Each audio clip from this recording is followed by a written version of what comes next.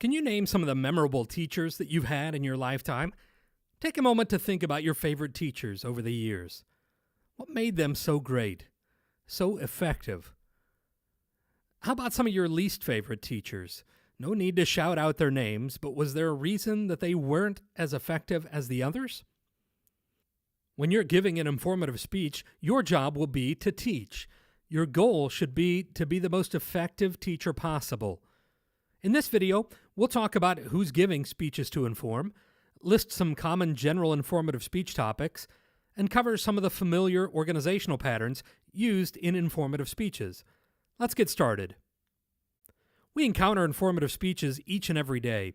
In fact, you yourself have probably given something similar to an informative speech sometime this week, if not today.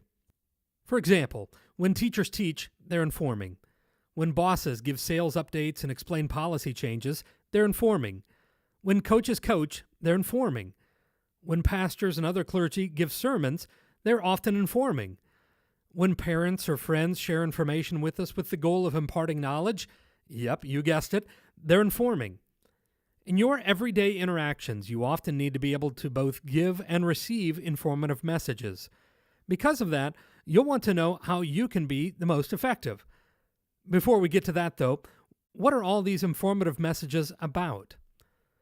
Informative speeches can be about pretty much anything, but some common topical areas include speeches about people, places, objects, tacos, actions, processes, events, plants and animals, phenomena, issues, ideas, cats, concepts, and theories.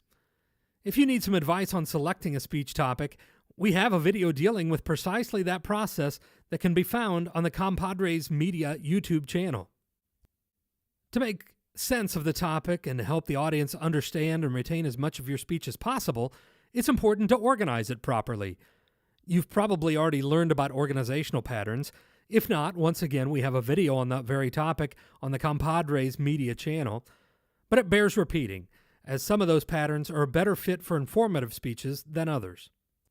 For example, process or historical speeches will likely use a chronological pattern. Speeches about places or events might use the spatial organization pattern, which follows a directional flow.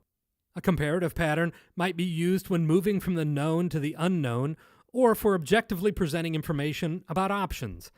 The same objectivity would be a hallmark for an informative speech using the pro-con organizational pattern. Pick a topic and then present an unbiased view from both or all sides. The causal or cause and effect pattern is great for explaining both what is happening and why. The topical organizational pattern, which simply selects and places main points in a logical order, would work for almost any informative speech topic you can think of.